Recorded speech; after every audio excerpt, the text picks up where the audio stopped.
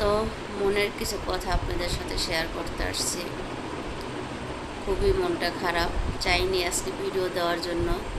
আর আজকে কোনো রান্নাবাড়ার কোনো ভিডিওই আপনাদের সাথে শেয়ার করব না, শুধু কিছু কথা বলতে আসছি আমার মনটা শুধু হালকা হওয়ার জন্য। আমি তখন শুয়েছিলাম, বলছি আজকে ভিডিওই বানাবো না, তারপরে বলি আমার ভিউজ ভাই বোনেরা আমার ভিডিও আশায় থাকবে, সেই জন্য ভিডিও বানাই। আসসালামু আলাইকুম, আপনারা সবাই কেমন আছেন? আলহামদুলিল্লাহ আমি ভালো চলে আসলাম আরেকটা ব্লগ নিয়ে। তো আজকে কোনো রান্না বলার ব্লগ না, আজকে শুধু কথা বলবো আপনাদের সাথে। তা আপনাদের সাথে কথা বলা যে মনটা হালকা হয়। আপনাদের ভাইয়ার আজকে কিছুদিন ধরে অনেক জ্বর, নাপা খায়, নাপা খেয়ে খেয়ে থাকে আর কাশি সিরাপ। তো ওর ইদানিং আবার আজকে 2 মাস ধরে রাত্রে ডিউটি করতেছে, তো সেজন্যে আবহাওয়াটা শরীরে হচ্ছে না, চেঞ্জ। আর এখন তো সিজন খারাপ, যার হাজব্যান্ড বাহিরে থাকে সে জানে তার কষ্টটা কতটা। বাহিরে থাকা, সৌদি আরব থাকা যে একটা কষ্ট, ফ্যামিলি বাংলাদেশে, হাজব্যান্ড বিদেশে, এটা তো যে আমরা যে প্রবাসী বউরা তারাই জানে তা ওদের যে কতটা কষ্ট। সামনে না বলি, কেন তার পিছনে খুবই খারাপ লাগে। সে কাশতে কাশতে অবস্থা খুবই খারাপ। ডাক্তারের কাছে বলছে, আমার কাকু বলছে তুমি আমাকে বাংলাদেশের 11টা বাজে উঠাই দিও। আমার কণ্ঠটাও হয়ে গেছে। আমি আজকে ভিডিওতে এখন চিন্তা ভাবনাই আমার ছিল না, আমি আজকে সারাদিনও ক্যামেরাটা অন করিনি, এখন অন করলাম। তো আপনি ভাই বলছে আমাকে বাংলাদেশের 11টা ডাক দেবে, তো আমি উঠাই দিছি। উঠটো বলতেছে আমার কাছে, আমার বয়ে বলতেছে আমার শরীর ঠিক হয়ে গেছে, বলতেছে দেখো আমার শরীরটা অনেক ভালো লাগতেছে, ডাক্তার কাছে এখন যাবো না। আমি কই দেখো তুমি ডাক্তার কাছে যাও, গিয়ে পুরো শরীর চেক আপ। তো এখন দেখছে ঘুমোতুইটা দেখে গোসল করছে, গোসল করে আমার বলতেছে শরীরটা ভালো লাগছে না, আবার সারা সারা জ্বর আসছে। তো এখন মনে হয় কোম্পানির থেকে গাড়ি দিয়ে আবার ডাক্তারের কাছে যাবে। তো আমার কথা শোনে নাই, আবার এখন জ্বর উঠছে। তো কাছে থাকলে একটা অন্যরকম, আর এখন আমি এসেছি আমার কাছ থেকে 6000 কিলোমিটার দূর। 6000 কিলোমিটার দূরের থেকে আমি কিছু বলতে পারবো? তো সেই জন্য মনটা অনেক খারাপ ছিল, ভালো লাগে না এই আজকে কোনো ভিডিও বানার জন্য।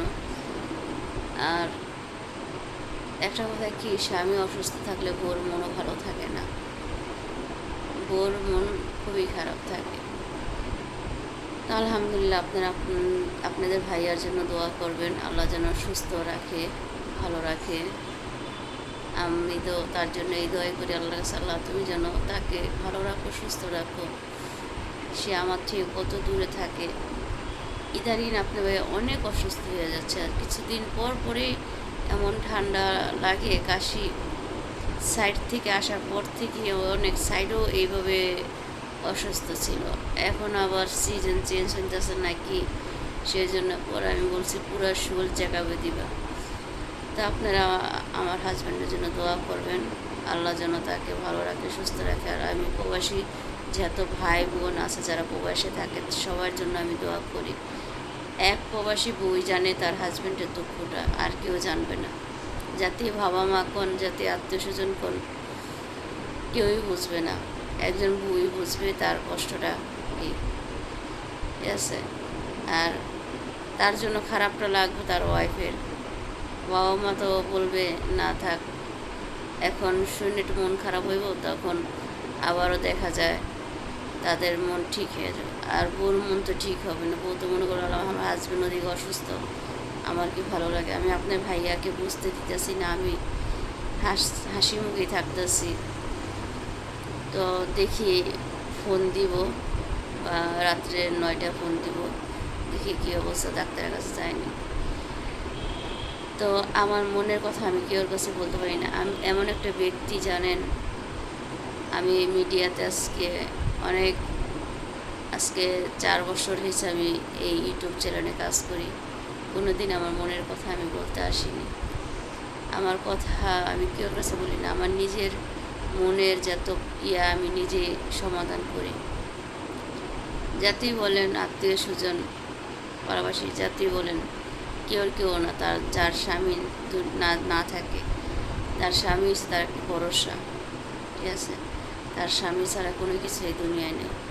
তো সে সৌদি আরব পড়ে রয়েছে আর আমার মন পড়ে রয়েছে বাংলাদেশে, তো কীভাবে ভালো রাখবে? তো সেইটাই আপনাদের সাথে আমার মনের কিছু কথা বললাম। ভালো লাগতেছে না, সেই জন্য বলি না একটু ভিডিও বানাই, তারপর আপনাদের সাথে কথা বলি। তো আমি কি বলবো আমি জানি না, কি বলতেছি এটা আল্লাহ পাক জানে। আপনারা কোনো ভুল টুটি হলে কমার দৃষ্টিতে দেখবেন। আর অনেকজনে আমার ভিডিও অনেক ভালো বলতেছেন, আলহামদুলিল্লাহ। সবার কমেন্টস বেশি বেশি করে কমেন্টস করবেন, তো পড়বো। তো একজন বলছে আন্টি ভিডিও অনেক ভালো হয়েছে, তো আলহামদুলিল্লাহ, আপনাকে অনেক ধন্যবাদ।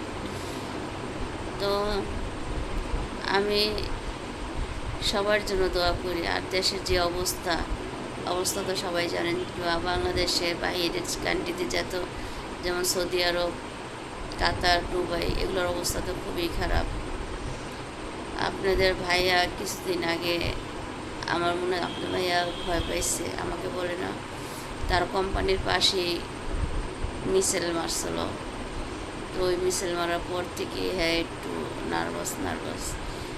তো অনেকটাই আমার মনে হয়, আমার কাছে বলে না, আমি তো বুঝতে পারি যে এত ওই সাহসী মানুষও এখন তো আলহামদুলিল্লাহ অনেকটা ভালো আছে।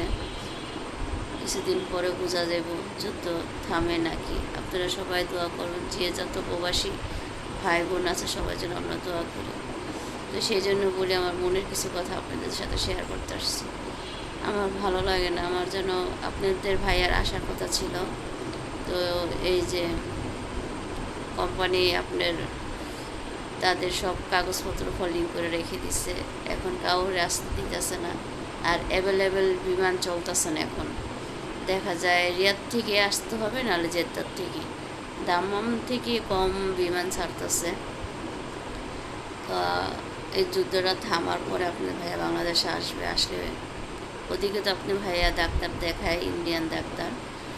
তো ওই ডাক্তারও ভালো, ডাক্তার অনেক ভালো। আর আপনাদের ভাইয়ার প্রেশার আছে, আমার টেনশন লাগে, প্রেশারের মানুষ তো।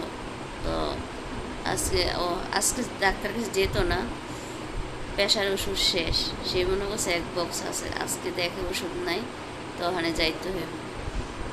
আল্লাহ পাক এক উসিলা ডাক্তারের কাছে নেবই, ঠিক আছে?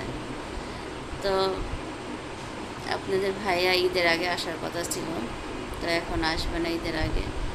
এখন তো মনে করেন অনেক লোক আটকে গেছে। তো আল্লাহর সবাই দোয়া করি আমাদের এই যে সমস্যাটি হচ্ছে যুদ্ধ, এগুলো যেন থেমে যায়। থেমে গেলে ইনশাল্লাহ বাংলাদেশে আসবে আপনাদের ভাইয়া, দোয়া করবেন। আসলে তো আপনারা সবাই জানতে পারবেন কবে আসবে। তো ভিডিওটা আর বড় করবো না, তো আপডেট আমি জানাবো আপনাদের ভাইয়া শরীর এখন কেমন। তো আজকে ভিডিওটা এই পর্যন্ত। ভালো থাকবেন, সুস্থ থাকবেন। আপনাদের ভাইয়ার জন্য আবারও বলি দোয়া করবেন সবাই। আর যত প্রবাসী ভাইদের আছে সবার জন্য আমি দোয়া করি, সবাই যেন ভালো থাকবেন, সাবধানে থাকবেন। আল্লাহ হাফেজ, আসসালামু আলাইকুম।